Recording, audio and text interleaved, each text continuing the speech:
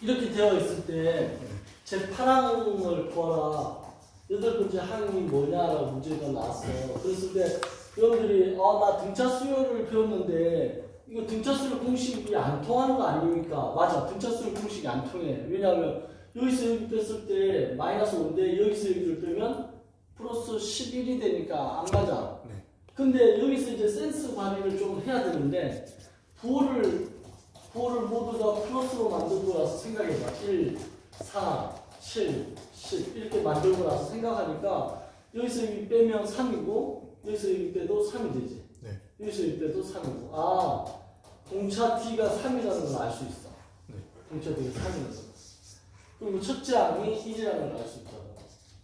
그치? 그럼 이 맨 번째 항은 A1 플러스 N-N인데 우리가 A1 공식은 이거밖에 없잖아 지금. 그죠?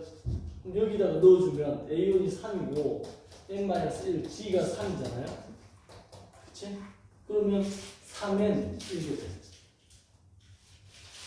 뭐 잘못되니? 첫째 항이 3이 아니고 1이네 1. 첫째 항이 여기 1이지. 그 다음 N-1, D가 3이지.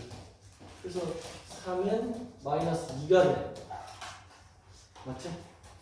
요거는 맞잖아. 그럼 여기서 말하는 8번째 항이라는 것은 A에 8을 구하면 되니까 3 곱하기 8 마이너스 2 해가지고 3, 8, 24에서 22가 되지. 네. 자, 여기까지는 구했어. 그 다음 부호만 생각해보면 네. 부호가 첫 번째는 플러스고 두 번째 마이너스고 세 번째 다시 플러스고 마이너스 뿔마 이렇게 반복되잖아. 그래서 홀수 쪽은 전부 다 플러스고 짝수 쪽을 보니까 마이너스야 부호가. 네. 그죠? 홀수하고 짝수하고 나눠서. 그럼 이 8번째 항이라는 것은 뭘 의미해? 짝수를 의미해. 그렇지. 짝수니까 이게 짝수항이니까 마이너스일 거라고 부호가. 그래서 정답은 뭐가 돼? 마이너스 22. 이게 정답이 된다. 알겠죠? 그러면 이 정도는 여러분들이 이제 생각을 할 수 있어야 된다는 거야. 머리를 써서. 선생님 저는 부호까지는 생각을 못 했잖아요. 부호 생각 안 하고 부자술로 해서 이거 찾은 다음에 부호를 생각하는 거야. 1번 문제 그러니까 좋은 문제예요. 기초지만. 됐죠? 이해돼요? 다른 사람들도? 얘는 마우스 이거 언제 충전했는데도 안 되네. 좀 더 기다려보자. 자, 그 다음 2번 문제 한번 풀어봐요. 다음 중 수열 일반항 AN이 옳지 않은 것은 뭐 2번에 답 몇 번인지 얘기해보라.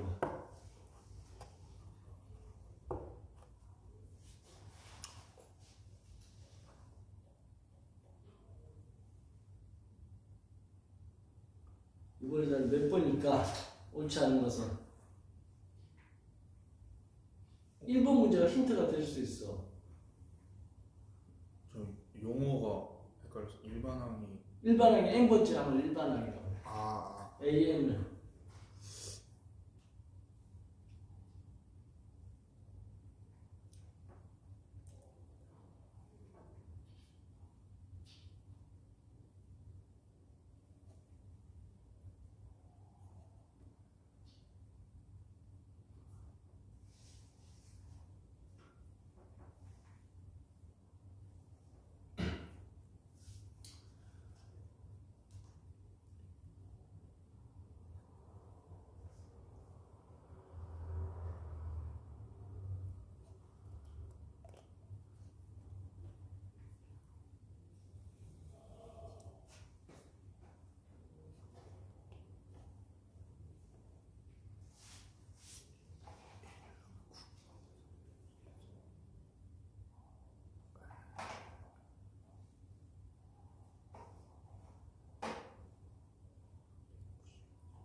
자, 2번의 답은 5번 나와. 5번. 왜냐하면 5번의 일반항이 마이너스 n분의 1이라고 되어 있는데 지금 보면 마이너스 플러스 반복되잖아. 근데 이거 왜 부호가 계속 마이너스야? 일반항이. 이상하잖아 벌써. 이해돼요? 네. 5번의 답은 2번이 답은 5번인데 2번이 그럼 2번에 5번이 제대로 맞으면 어떻게 해야 되냐면 2번 문제를 보면 2번, 5번이 정답이야. 근데 5번이 어떻게 되냐면 지금 마이너스 1, 2분의 1, 그 다음에 다시 마이너스 3분의 1, 그 다음에 다시 4분의 1 이렇게 가는 거잖아. 맞지? 그러면 얘는 뭔지 몰라도 일반항 AN이 n분의 1은 맞아. n분의 1은 확실해. 1을 넣으면 1분의 1, 2를 넣으면 2분의 1, 3을 넣으면 3분의 1, 4를 넣으면 4분의 1 맞아. 근데 앞에 부호가 마이너스 플러스 이게 반복될 때는 마이너스 1에 n승이 들어가져야 돼요. 이게 지금 이 문제의 핵심이야. 마이너스 1에 n승이 들어가면 마이너스 1에 n승은 뭐야? n이 홀수일 때는 무조건 마이너스지. 짝수일 때는 플러스 1이야. 그러니까 뿔마 반복될 때는 이걸로 표현하면 돼. 홀수일 때는 얼마라고? 얘가 마이너스 1이고 짝수일 때는 플러스 1을 이렇게 표시한다. 이것도 한번 적어놔요. 이거 중요한 표시법이야. 마이너스 1의 n승이라는 게 이것도 하나의 단어 공식이라고 생각하면 돼요. 마이너스 1의 n승이라는 것은 n이 홀수일 때는 마이너스 1, 짝수일 때는 플러스 1. 그러니까 뿔마 반복될 때 이 n의 값이 홀수일 때는 마이너스 1, 이 n의 값이 짝수일 때는 플러스 1 이렇게 머릿속에 기억을 하면 됩니다.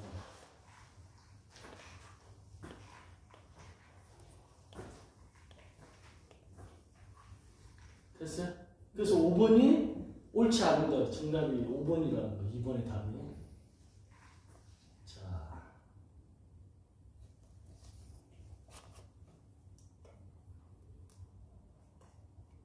자, 그 다음에 3번 문제 한번 또 풀어볼게요.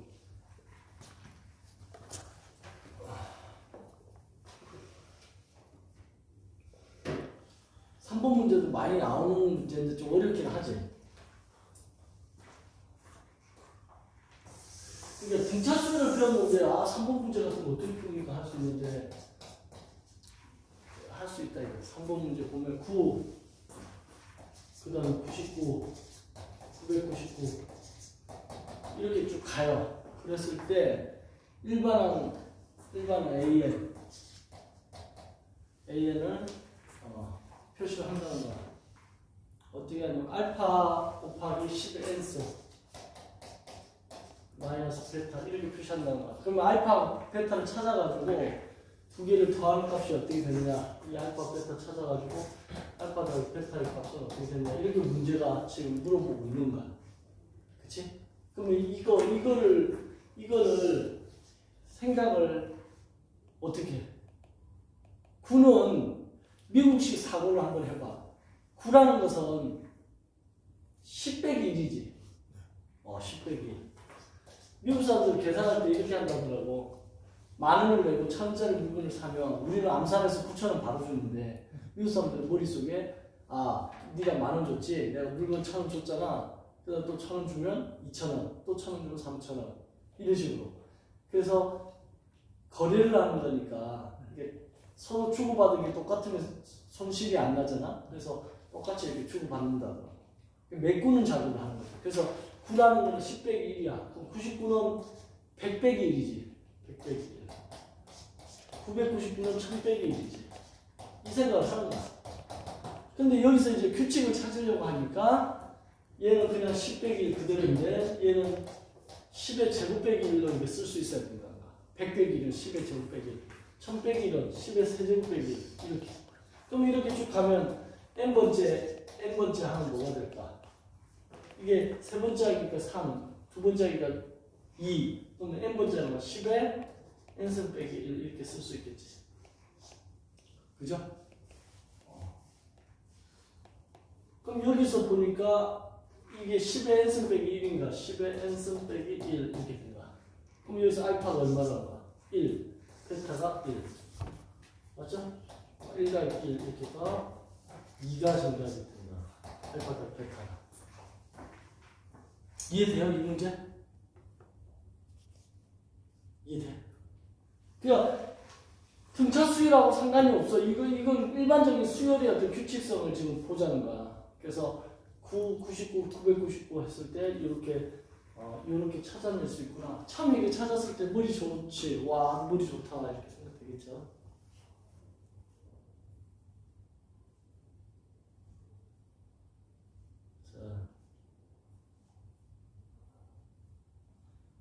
연습을 한 3번 정도 해가지고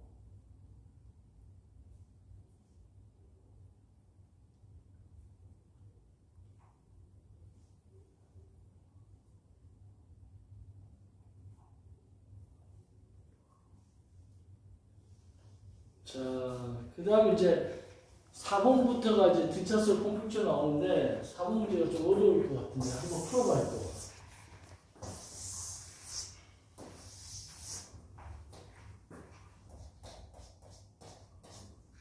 4번 문제 x 세제곱 마이너스 4x 제곱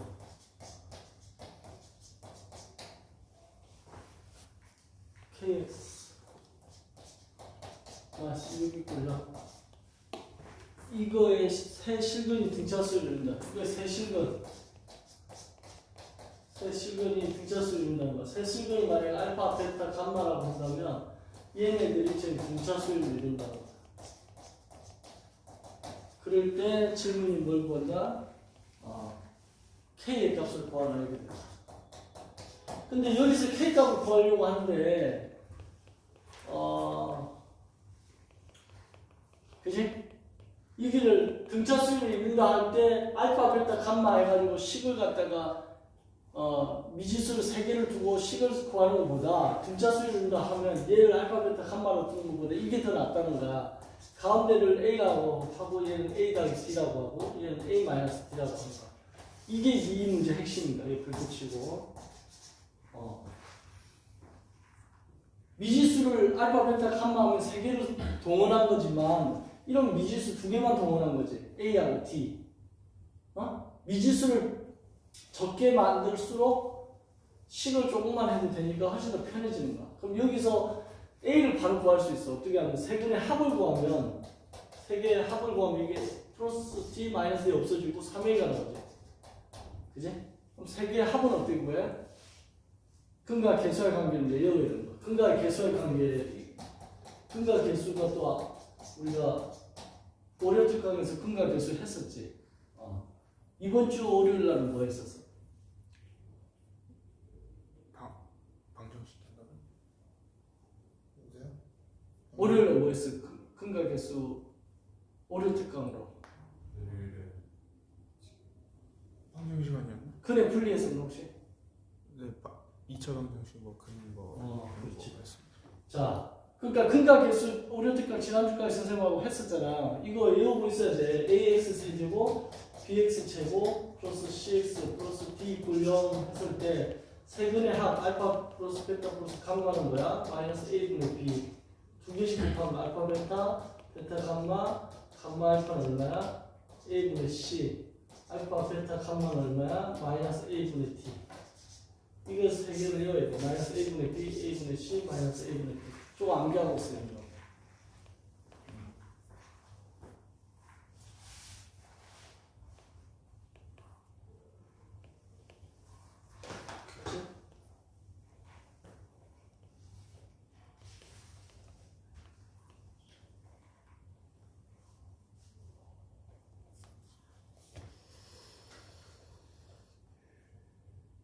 그러면 세근의 합이 마이너스 a분의 b니까 마이너스 a분의 a가 여기 1이잖아요.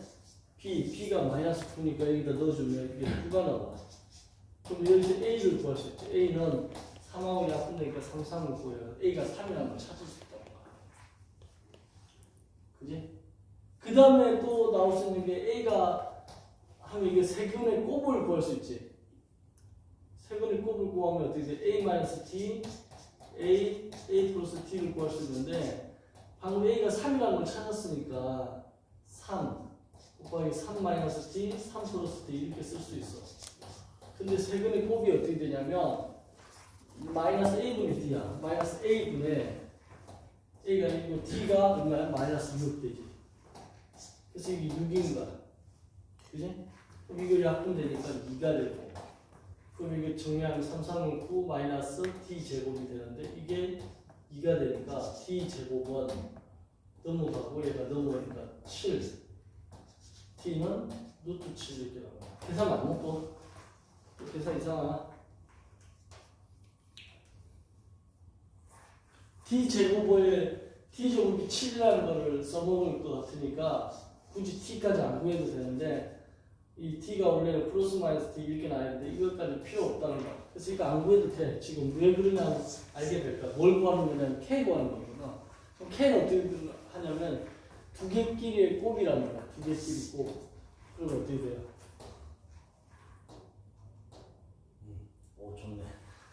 칠판 같은 거 필기 다시 해야 되는데 k 구하려면 어떻게 두 개끼리의 곱, 두 개. 그럼 얘랑 곱하고 a-t랑 a를 곱하고 그 다음에 얘랑 곱하고 a 곱하기 a 플러스 t를 하고 그 다음 얘랑 얘를 곱하지. 그럼 a 플러스 t에 a-t를 하는데 이 세 개끼리 곱이 어떻게 되냐면 여기 나왔지? a분의 c 그럼 a분의 c니까 어떻게 돼? a가 1이고 c가 k잖아. 이거의 값이 지금 k인가? k 구하라는 얘기는 요거 계산하라는 얘기예요. 이걸 계산해보면 우리가 a가 3인 걸 알았잖아. 그럼 여기서 3을 넣어주면 3-d에 3이고 플러스 이게 3에 3 플러스 d가 되고 이거는 3 플러스 d에 3-d가 돼. 계산하면 3, 3은 9 마이너스 3d가 되고 3, 3은 9 더하기 플러스 3d가 되고 이건 3의 제곱 마이너스 d의 제곱이 돼. 3d 마이너스 3d 없어지고 9지? 그러면 9니까 39, 27이 되고 마이너스 d 제곱이잖아요. d 제곱 7인 거 아니까 이거 빼니까 22 정도 되는 거. 이렇게 됐어요?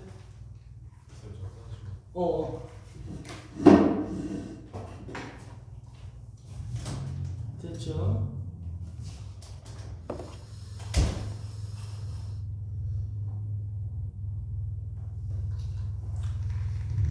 연립방정식 문제인데 근과 개수랑 연결이 되어 있다는데 근계 이 공식도 잘 암기하고 있어야지 문제를 푸는데 도움이 될 거다.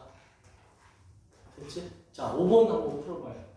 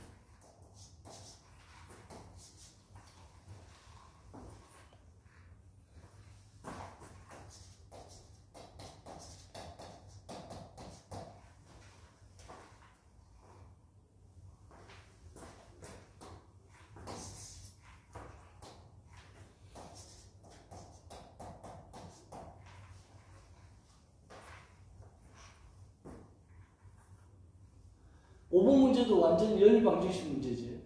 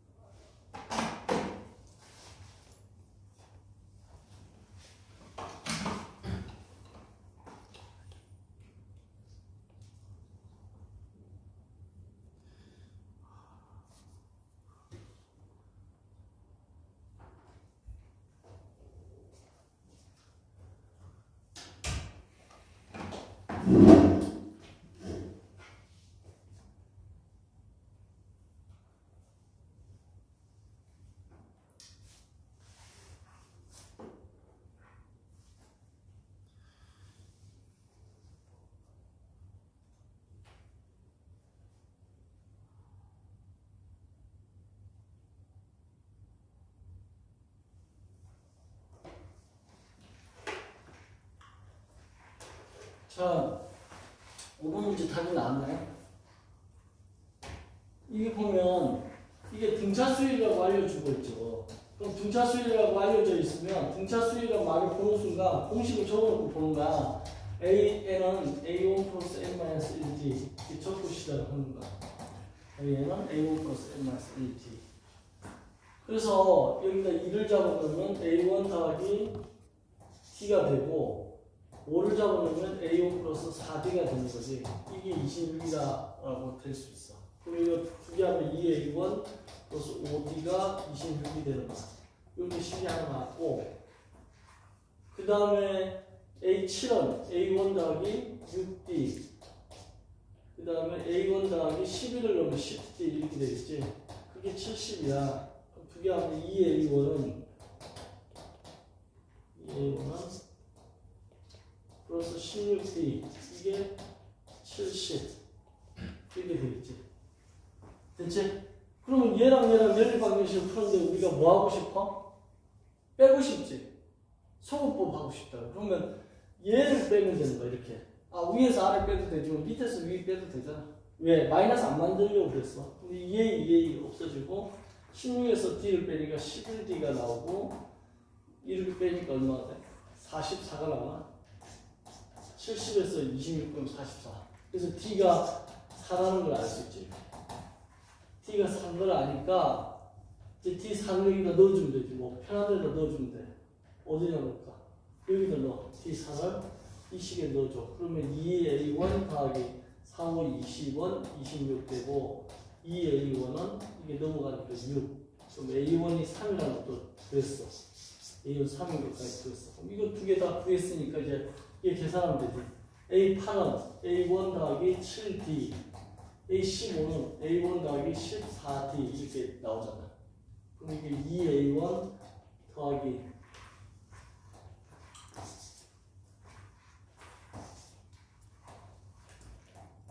2A1 더하기 21T가 되지. 여기다 넣어주는 거야. A1하고 T 값에다가.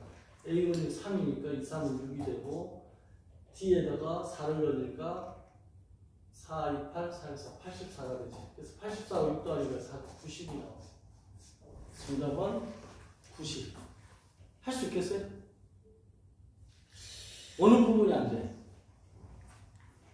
아니 지금 이렇게 설명 들으면 할 수 있는데 처음에는 뭐 어디서 시작이 될지 모르겠어. 일단 등차수열이라는 말이 나오면 이렇게 공식을 쓰고 보는 거야.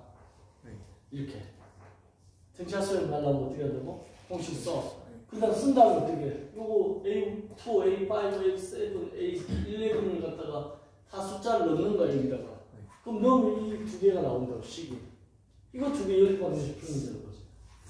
문제를 이렇게 바꿔놓는 거야. 어? 연습해봐요. 이거 대표적인 문제야. 등차 수열의 대표적인 문제라고 생각합니다. 이거 5번 문제 또 한 번 풀어봐 또. 저기 n에다 2 넣고 5 넣고 7 넣고 11 넣고 다. 해서 이 식을 갖다가 계산 정리하면 이렇게 된다. 그렇게 된 다음부터는 이제 수열 문제가 아니고 연립방정식 문제라는 거야. 연립방정식에서 아까 대입법이나 소급법이 있댔잖아요. 그래서 소급법으로 해서 이렇게 빼주면 여기서 이렇게 빼주면 2A 없어지고 이렇게 빼주니까 11D가 나오고 그게 44다 이렇게 계산 나온다. 그래서 요 계산해준 게 요거다. 다시 한번 해봐야죠. 5번 문제 다시 한번 풀어. 다른 친구들은 지금 그 뒤에 거 쭉쭉 풀어놔서 봐요. 5문제 풀어줬으니까 나머지 15개 좀 이따가 채점하고 그 다음에 질문 받는 식으로 할게요. 알겠죠? 여기까지 하고 멈춰봐요.